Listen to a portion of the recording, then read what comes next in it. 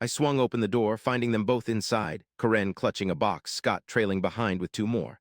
I wasn't meant to be there as per their arranged plan. In my hand was a solitary photograph.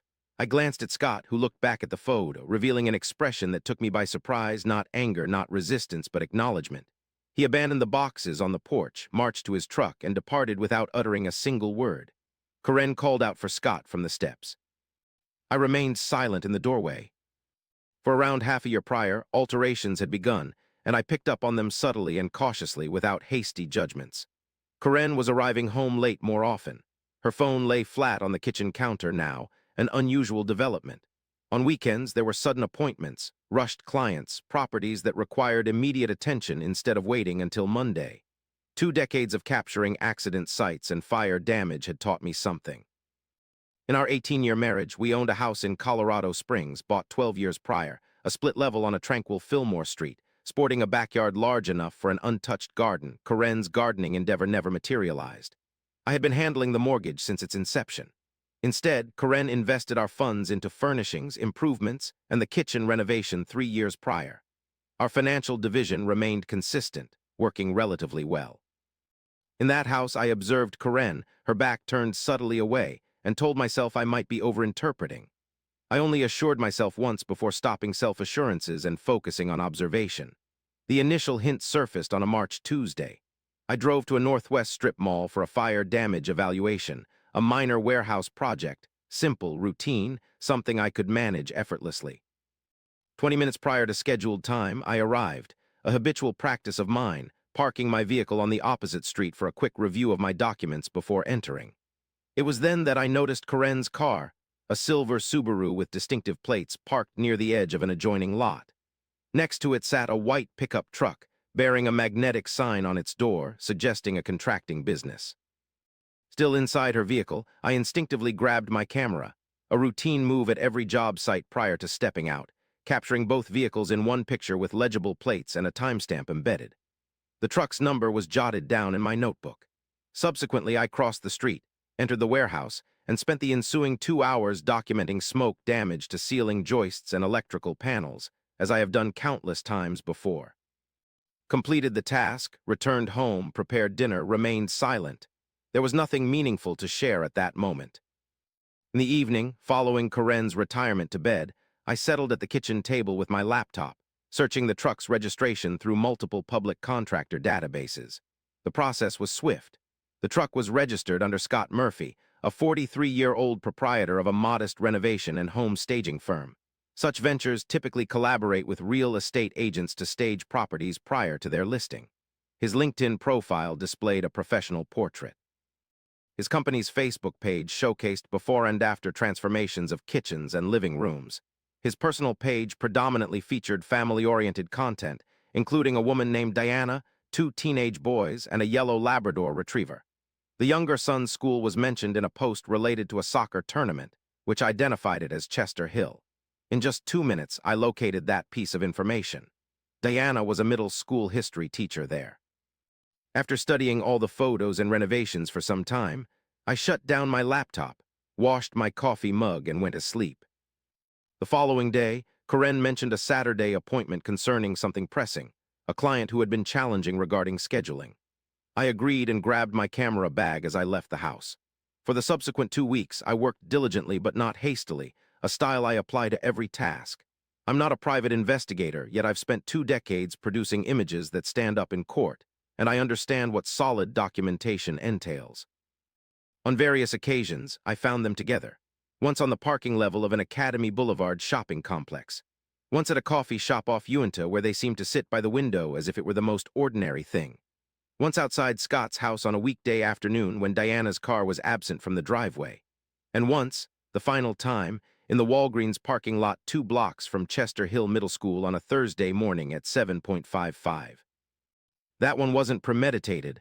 I was en route to a job site and spotted his truck. Stopped and took the photograph. Each time I obtained the required material, precise, time-stamped.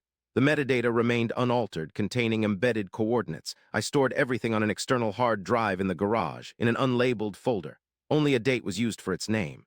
At home, I continued as I had always done, prepared dinner most evenings, watched baseball, inquired about Karen's week. She discussed challenging clients and delayed closings in a Broadmoor house that kept collapsing. I listened, but it no longer mattered. However, I pretended to care because I wasn't ready yet. The confirmation, when it arrived, was not dramatic. One evening in April, Corinne left her phone on the kitchen counter, screen facing up, which was rare, and moved into another room. I happened to pass by, not searching for anything. The notification was visible on the screen. Scott's name, the opening words of the message below. I did not touch the phone. The first few words were enough. I continued walking, ventured to the garage, and spent some moments in silence on the workbench amidst the quietness. Later, I scrutinized the folder containing 24 well-organized images. Each image bore a date, location, and clarity. I stayed there long enough that the garage turned chilly, reminiscing about 2 decades of mortgage payments and the kitchen we'd renovated together, as well as the split-level house on Fillmore we had chosen from a pile of listings on a sunny Sunday afternoon. Eventually, I closed the folder and returned indoors. Corinne was preoccupied with her phone, chattering about a property in Manitou Springs. I listened, and at some point during her conversation, I made up my mind about what action to take. She informed me she desired a divorce on a Thursday evening in late April, seated opposite me at the kitchen table, her hands folded neatly as if presenting a business proposal. She stated she had outgrown the relationship, expressing her need for change. In a composed manner, she finished speaking without interruption, and I waited before responding. The only query I posed was, "Did you act independently when making that decision?" She affirmed. I merely nodded, concluding the brief exchange. That evening, following her departure upstairs, I contacted Mark Hale, an attorney with whom I had collaborated on 2 insurance fraud cases, a shrewd individual well-versed in the intricacies of documentation. I informed him that I required divorce protection and possessed a comprehensive paper trail. He agreed to make time the upcoming week.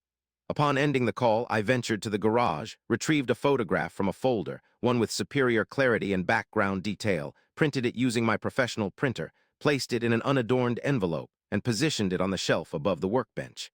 Subsequently, I returned indoors, secured the garage, and retired for the night. Sleep came more effortlessly than it had in months. Corinne disclosed her planned moving date a decade later. She stated that she had enlisted a companion to assist with transporting items, delivering the information casually and confidently as if it was routine. The term companion seemed self-explanatory in her dialogue. I informed her I would be at a construction site.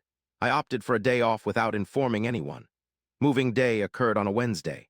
I rose early, prepared coffee, retrieved the envelope from the shelf, and sat in the kitchen waiting. Scott's white pickup parked along the curb slightly after 9. I retreated indoors and stood in the front hallway. When Corinne unlocked the door with her key and entered carrying boxes, I was present.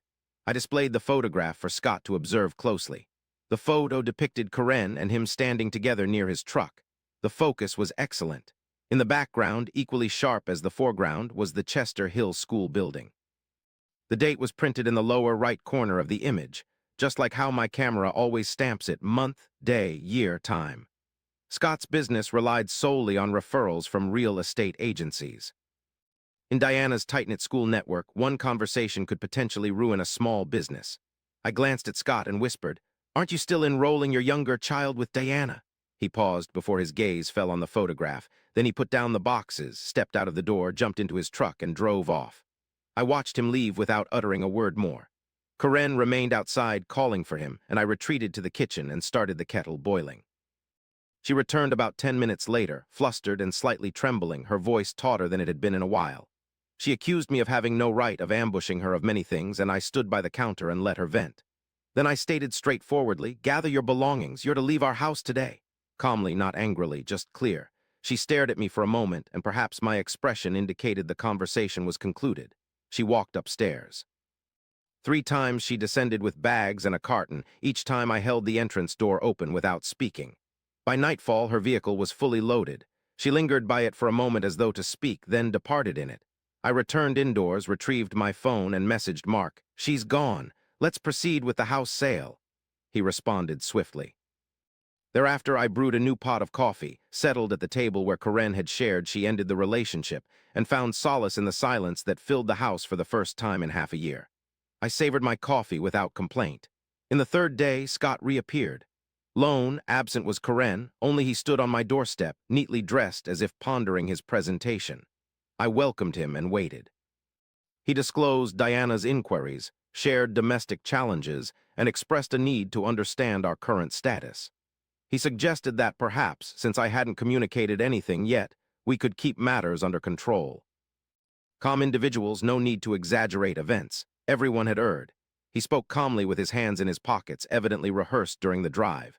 He was present to determine what I'd accomplished and if it could still be halted. I allowed him to finish. Then I displayed my phone screen so he could read it. This time, not a photograph, but an email sent 3 days prior addressed to Mark Hale with an attached folder containing 24 images, all of them. He began to speak. I whispered, "They're no longer in my possession, Scott. Go back home." He stared at the screen for a prolonged period, as one does when confronted with something they hoped wasn't genuine. Then he approached his truck and I shut the door before he reached it.